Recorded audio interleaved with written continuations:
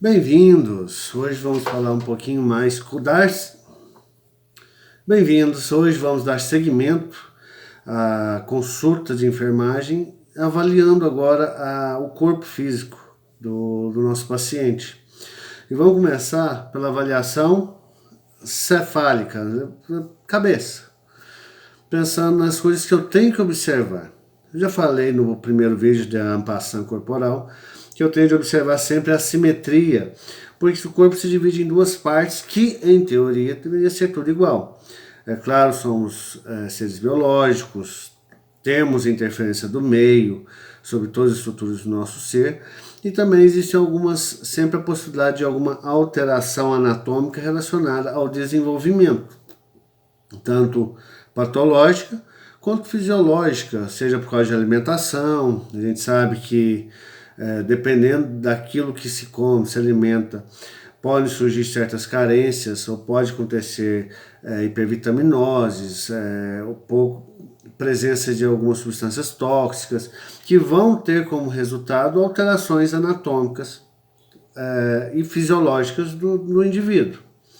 Um exemplo disso, por exemplo, é o raquitismo, quando a criança passa necessidades alimentares, por inapetência, por certas dificuldades, e o baixo peso durante o desenvolvimento da infância, da puberdade, adolescência, leva a algumas alterações anatômicas, como pouca massa muscular, o raquitismo, magreza, baixo peso, baixa estatura, e N outros fatores. Isso eu falo das questões que são relacionadas ao meio do desenvolvimento. Isso nós vamos observar passo a passo em cada uma das etapas dessa vistoria, dessa anamnese, dessa avaliação física, avaliação corporal do nosso paciente. No rosto, o que eu observo? A simetria ocular, simetria nasal, simetria bucal, simetria das orelhas, zigomáticos, região palatina, alterações de frontal, occipital, parietais.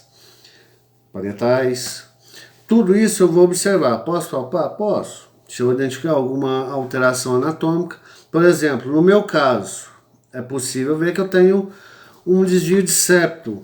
O meu septo nasal cartilaginoso, eu não tenho certeza se o ósseo também é, mas ele tem uma tortuosidade, ou seja, ele é torto mesmo, ele tem um desvio.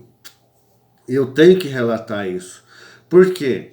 Isso, para mim, no meu caso, sugere uma grande possibilidade de problemas respiratórios, principalmente se o indivíduo for portador de rinite crônica ou alguns problemas de vias aéreas crônicas, tem uma maior dificuldade para respirar pela região nasal, pelas vias aéreas superiores. Só uma narina acaba funcionando, lembrando que elas têm uma dormência. Um momento uma narina funciona plenamente, enquanto uma entra em estado de repouso. E há essa oscilação para equilíbrio do corpo mesmo, para controle de substâncias que possam entrar, alérgenos, poeira, corpo estranho que possa entrar através do nariz. Acontece essa modificação de um lado para o outro. Então, eu preciso avaliar isso. Olho, o que eu preciso olhar principalmente? Sempre olho a resposta pupilar, por exemplo, a luz, quando entra a pupila ela dilata se houver uma pequena quantidade de luz e retrai com uma pequena quantidade de luz. Eu faço isso com lanternas ou simplesmente ocluindo e desocluindo o olho. Assim eu vejo reação. Por quê? Isso é de origem neurológica. Eu consigo saber se está tendo uma resposta neurológica óbvia de um ou dos dois lados. Lembrando que tem que ser fotorreagente de ambos os lados. Se um dos lados não está fotorreagente, existe a grande possibilidade de uma lesão neurológica. O que mais que eu preciso observar? Estagmas. Estagmas é quando o olho fica com movimentos aleatórios, incontroláveis. O estagma. Okay? A gente percebe isso muito também com relação à lesão neurológica. O olho é o lugar mais fácil de a gente perceber quando existe alguma alteração de cunho neurológico. Esse estagma é semelhante Mas durante o sono REM, por exemplo, que é do inglês Rapid Eyes Movement, ou seja, movimentos de olhos rápido, que é o que acontece quando a pessoa está no sono considerado profundo, sono REM, que é quando a gente consegue perceber se uma pessoa está desmaiada ou está dormindo ou não, por causa desse movimento. Os olhos não param de se mexer. E é interessante até correlacionar isso aos sonhos, porque se a pessoa sonha que está subindo uma escada, os olhos dela têm tendência a se movimentar para cima. Então, dependendo do sonho que a pessoa tem, os olhos também realizam movimentos relacionados àquele sonho. Sonho que a gente, porventura, ainda vai ter um momento para falar, pois pode ser interessante para avaliação da cognição ou até de comportamentos cognitivos, quando a gente tem, eu tenho uma certa base, tenho alguns cursos de psiquiatria, psicanálise,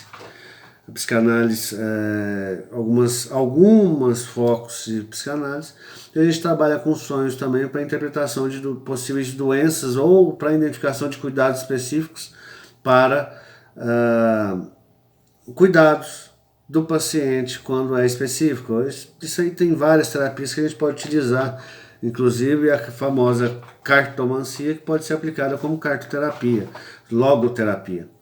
Mas isso aí a gente vai vendo. O que mais que eu preciso avaliar?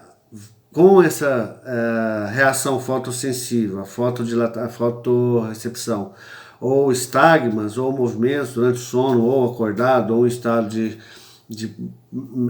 sonho vívidos, coisas do tipo, eu consigo avaliar neurologicamente o paciente. Então, nasal, região vias aéreas superiores, os olhos em si, eu tendo a observar também se não existe nenhuma outra anormalidade. Escleróticas, elas têm que estar vermelhinhas, porque é a cor do sangue mesmo. Se eu tenho um paciente anêmico, vão estar pálidos. Na verdade, o corpo todo fica pálido, mas há pessoas que são mais claras, que têm a epiderme mais ao tom caucasiano, branco, e a gente não consegue perceber. Ou, dependendo da tonalidade de cor, a gente não consegue perceber a palidez cutânea, mas através da esclerótica, das partes das mucosas oftálmicas, eu consigo fazer uma relação. Isso e gengiva também. Eu consigo perceber se a pessoa está anêmica ou não, o índice de ferro. Já é um sinal, claro, diagnóstico fechado pelo médico, quando o médico avalia, e através de exames complementares, mas já é um sinal para me preparar os cuidados. Um cuidado preventivo, que é alimentar, ou quando há uma prescrição, se possível anemia, o médico às vezes já deixa a prescrição para uso de algumas medicações relacionadas a isso. Couro cabeludo tem que ver se está íntegro. Há muitas pessoas que sofrem de cefaleia, às vezes até tipo enxaqueca mesmo, que pode virar uma cefaleia pulsátil, tipo enxaqueca, relacionado a couro cabeludo tensionado, ou seja, cefaleia tensional, por causa de uso de alguns equipamentos ou até o mau uso do couro cabeludo. Mau uso como assim? Falta de higiene, um autocuidado inadequado, não lava direito, dá casca, coça muito, acaba ficando com essa região tensionada por exercício mecânico ou por alguma puxar, às vezes existem pessoas que têm algumas manias estranhas, como de comer cabelo, coisa tipo, fica puxando, os toques da vida, os transtornos obsessivos compulsivos e vários outros transtornos que levam a pessoa a ter um cuidado inadequado ou até uma agressividade como autolesão, crise de ansiedade. Tem pessoas que roem unha e tem pessoas que arrancam cabelos mesmo, até é normal, enfim, eu vou arrancar meus cabelos. Isso causa cefaleia e eu posso perceber se é mecânico, se está sendo forçado, porque o cabelo acaba se quebrando de uma maneira desigual. Posso perceber alopécia, posso perceber desidratação ou carência de algumas substâncias pelo cabelo. Que é interessante, gente, o cabelo são células que vão formando as proteínas de queratina, elastina, melanina, formando o cabelo, mas o cabelo não tem células vivas, a célula está só lá na raiz. Então ele vai jogando, mas junto com o cabelo, tudo que está no nosso corpo de substância estranha ou substância diferente acaba indo para lá. Tanto é que o toxicológico, o exame é feito com cabelo. Eu corto o cabelo, eu consigo saber dentro de 6 meses, por exemplo, tudo que a pessoa entrou em contato. Se ela entrou em contato com drogas ilícitas ou até com medicações lícitas. Lá lembrando também de medicações que são proibidas desportivamente pelo juizado desportivo, que era aquele doping, pego no doping.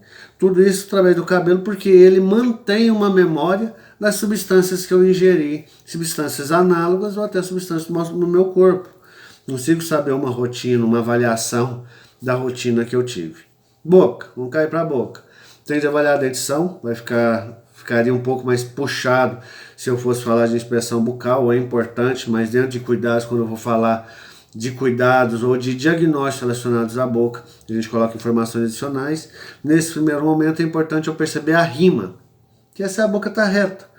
Lembra? Simetria, todos os dois lados iguais, mesma altura. De uma hora para outra a pessoa apresentou um desvio de rima, um canto da boca ou elevado ou rebaixado, então a boca torta. Pode ser uma frúxula? Pode, é famoso choque térmico, que os mineiros adoram chamar de constipação, que constipação é outra coisa, mas é um choque térmico que pode causar um encurtamento, uma paralisia facial parcial ou até total, levando aquela famosa boca torta que muita gente já ouviu falar e poucas pessoas hoje têm, existe tratamento até medicamentoso. Mas é um dos sinais que a gente primeiro vê quando acontece um acidente vascular cerebral ou um acidente isquêmico transitório, os famosos derrames. E a boca entorta, a gente já percebe. E quando há uma sequela, também é possível perceber que existe esse desvio de rima. É importante a gente notar que mesmo que o paciente já tenha esse desvio, saiba fazer um controle de quantidade, quão diferente está, para que caso aconteça um outro episódio, a gente consiga avaliar se foi ou não. Também neurológico, paralisia facial, desvio de rima, tudo isso aí. Lesões na face, lesões cutâneas, afecções, tudo isso eu vou relatar. A grosso modo, eu vou notar isso em outras partes do corpo. Orelhas, presença, se existe também algum edema, se existe alguma alteração. Mas o primeiro ponto que a gente fala de uma pessoa, normalmente é o que a gente vai olhar primeiro. É claro que se uma pessoa sofreu um acidente, que houve uma fratura, um TCE, um traumatismo craniano mais grave, que houve talvez perca de massa encefálica, eu vou notar cicatrizes, marcas cirúrgicas, formação de queloide, alteração de carlota craniana, perda ou alterações, e tudo isso eu vou ter de notar durante essa primeira inspeção a nível de cabeça. Próximos vídeos a gente continua falando, já falei do en passant, estou falando agora da cabeça, e a gente vai falando das outras partes do corpo até a gente começar a procurar pontos específicos do corpo. Mas isso, tudo a seu tempo. Vamos para o próximo vídeo já. Daqui a pouquinho, logo a gente está lançando um novo vídeo. Por enquanto, muito obrigado por ter assistido. Peço que se inscreva aí no canal, continua com a gente e até o próximo. Tchau!